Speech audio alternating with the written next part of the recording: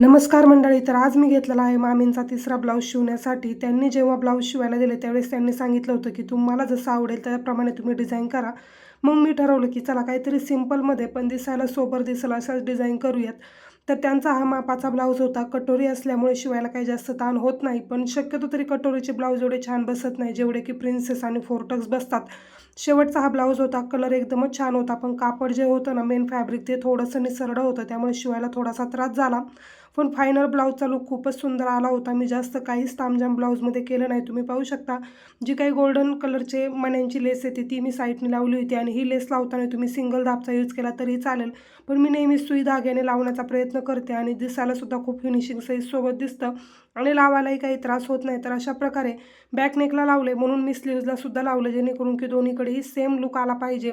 पाठीमागच्या बाजूने एक डोरी लावली म्हणजे गळा उतरला तरीसुद्धा जे काही नॉट आहे त्याने आपल्याला सिक्युअर करता येईल. तर चला भेटूयात नेक्स्ट व्हिडिओमध्ये. तोपर्यंत